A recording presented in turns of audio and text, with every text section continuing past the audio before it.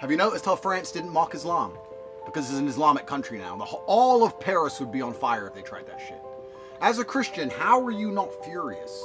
How are you not angry by what they've just done? They've openly mocked your entire religion from head to toe. One of the most sacred images throughout all of Western civilization, the Last Supper. They mocked it. And you're just going to sit there as a Christian and what? Forgive? Don't get caught up in a culture war. Just let Christian culture be mocked openly and destroyed in real time. And decimated and replaced. That's it. Don't get caught up in a culture war. Don't get caught up in here in the flesh. Let's just forgive and let them make fun of us forever and do absolutely fucking nothing. And let them mock us forever and let them replace us. And we're just going to sit here and turn the other cheek and read the Bible. Bro, I don't know what it's going to take for you people to stand up and stop taking this shit. France is supposed to be a Christian fucking country. The worst thing about this is actually the fact that none of this has anything to do with sports. They could have done this at any other time. No, they chose this random event. You can't even possibly link them. They have no excuse they can come up with that makes any kind of logical sense. It's not about sports, it's not about dedication, it's nothing to do with the event. They just say, everyone will be watching, let's prove how disrespectful we are to Christianity, and let's prove how gay we are. There was no need for it, at all. What should I have done, or what should Christians have done? Are you mad? Yeah.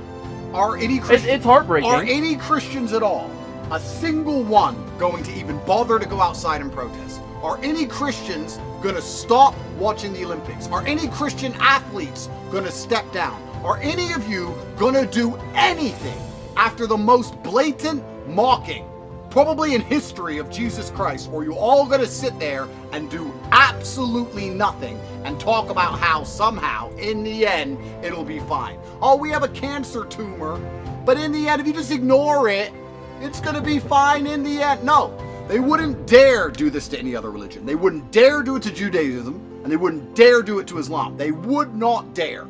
They mock Christians because you're endlessly weak, endlessly forgiving. You know what happens if somebody's endlessly forgiving? At first they're a good person, and in the end they're taken advantage of. And I understand, you're making me read the Bible, me and you talk about these all the time, the Bible's all about forgiveness, and turn the other cheek, and Jesus forgives, and in the end he's coming back. I get all of that, I understand it. But as a man with beliefs, don't you have any semblance of rage inside of you? And not just you, all the Christians. Everyone's just going about their day. All the Christians in France are just doop-de-doo. What the fuck? Anger moves the world. It was, I guarantee, during the Christian Crusades, they were angry. You know, there is actually a huge movement to boycott the Olympics, and a lot of people are boycotting and not watching it. I will not watch a single sporting event. People can share the 100-meter relay, and clips can go viral. I'll block everyone who tags me in it. I'm not watching any of it at all, ever. Absolutely unacceptable. Anger moves the world. And I think that all of this trope about endless forgiveness and allowing yourselves to be mocked and taken advantage of forever is going to backfire at some point. There's going to be a point in the future when we look back at history, if the world still exists, and they're going to say, what were the Christians doing to save Christian civilization during that period, when their lands and their women were being taken from them, when they were endlessly mocked by the people who were supposedly in charge of them? What were they doing? And when you find out the answer was forgiving, jerking off to porn, and fucking sitting around going, it'll be all right later on, there's going to be a large, long history lecture on how they should have fucking stood up and done something. It would not take much for Christians in France to put up enough of a fucking fuss outside of this garbage ceremony for them to not try this again. You need 5,000-6,000 people with signs and pictures of Jesus. They do it in Romania. They do it in Serbia. They do it in a few other countries. In France, a Christian nation, what are they going to do? Nothing. They're all going to go out tonight, drink alcohol, and fuck. That's it. Do drugs. Fucking failures.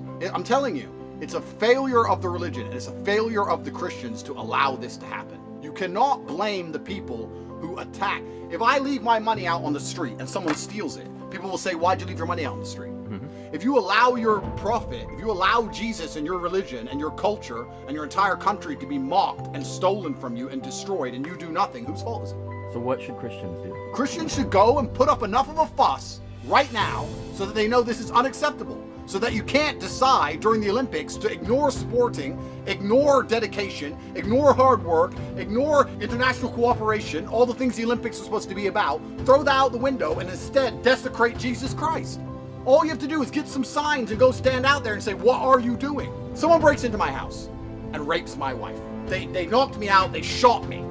Like Hard to Kill. I'm Steven Seagal. They come in, they hit me with the shotgun. Bang! Takes me down for a minute or two. They rape my wife. I get up. Oh, well, you know, turn the other cheek. No. No, people must pay the price. They must pay for what they've done. They will pay for that. If I sit there and talk about forgiveness, am I a nice person or am I a bitch? There comes a point. There is a line which can't be crossed for all men in all things, whether it's religious or anything else. And if you cross that line, there are consequences. People ask me all the time. I had this conversation the other day. I said, I'm absolutely capable of murder. Of course I am. There is a line. If you cross that line, I will kill you. There's a line for Christians. I'm not asking for mass violence. I'm saying pick up a sign and stand outside. It's a sunny day. Go out in the sun and show that you're upset. No, none. And then Christians complain that, well, France, all the Muslims are taking it. The Muslims protect their religion. They respect it, so others respect it. And then you wonder why France is now an Islamic country.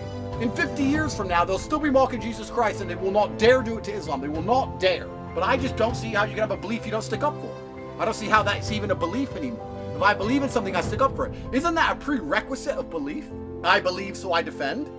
I believe this is my house, so I defend it. If I don't believe it's my house, why would I defend it? You believe in Jesus Christ, defend it. Well, you also have to enact the principles that he teaches. And he doesn't teach me to go lash out at people and be filled with rage. How is holding a sign is not rageful. I agree with that. Okay, so how is showing that you're upset with what happened against biblical prophecy or against biblical teachings? I don't think it's against biblical teachings. It's not. No. It's, okay, so it could happen, and it doesn't happen, and it doesn't happen because Christians don't care enough.